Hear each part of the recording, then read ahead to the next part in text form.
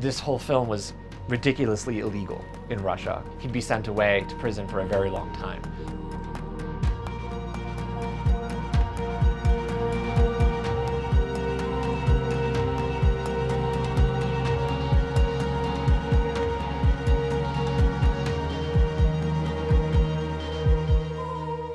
When we were making the film, the pitch was, you should fund this because this is a undercover film inside a Russian school that is showing you what is happening inside Russia right now, what is fueling this war.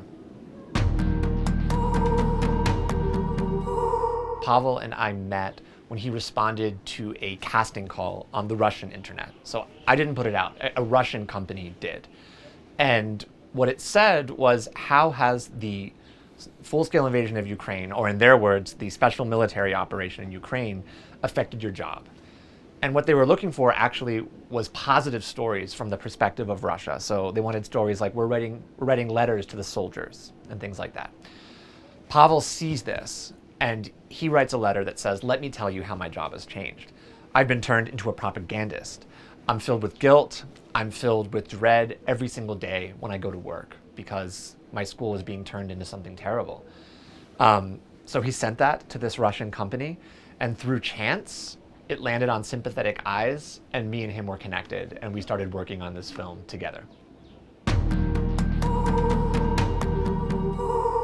I had doubt throughout the whole project. There were so many unknowns. There was a huge distance between me and Pavel. He was alone in Russia doing this. I was in Copenhagen. Communication was constrained. There were so many security protocol around this film that it was really hard just to have a simple conversation openly on the phone. So communication was difficult. There was kind of a lack of information, and that environment made it seem like it was impossible that we were going to finish. I was also so concerned for Pavel because in accordance with Russian laws, like the new treason law that came out shortly after we started working on the film, this whole film was ridiculously illegal in Russia. And if he were to be caught, he'd be sent away to prison for a very long time. So we were very nervous, but at the end of the day, there was no stopping my co-director. There was no stopping Pavel. He was really, really committed to showing the world what happened in his school. And in many ways, our job on the outside was just trying to make this task as safe for him as possible. From the very beginning, I was very interested in Pavel as a character. I thought that the way that he handled this transformation of his school with humor and lightness, dancing between that and a sense of dread, showed a very true kind of record of how we do deal with terrible things happening. I mean, this is a film at the end of the day that, among other things, is about what you do when something that you love is being transformed into something that you can't accept by your government. And so that's what's happening in this film. And Pasha's journey brings you into the psychology of that, and it brings you into the experience of that in a way that felt really privileged for me to work on. In the beginning, I thought that Pavel was going to be a character. He responded to a casting call. And so I sent a DP to his town and he filmed. Inside the footage that was sent back to me was a folder of footage that was shot by Pavel. He decided to help out himself. And it was then that I learned that he could shoot. And moreover, his footage was my favorite footage that was given to me from that shoot. It was first-person perspective. It embodied his perspective and his point of view in a very interesting way. You were literally embodying him as if he was your avatar. And I really thought it was fun and interesting footage to work with. So after that, he came on board as a co-director. And basically what he did was he shot everything in his school.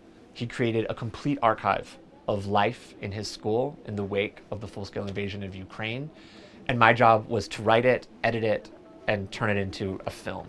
So he created an archive of extreme journalistic importance. He recorded the complete propaganda education in Russia, which is across the whole country.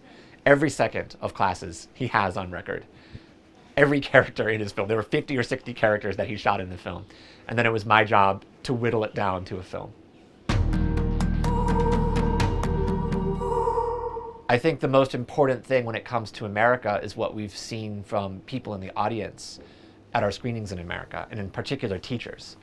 There are almost at every screening in America, we meet teachers who say the same thing is happening in America. Maybe it's not as extreme as what Pavel experienced in this film, but it's happening, and it's also transforming our system here.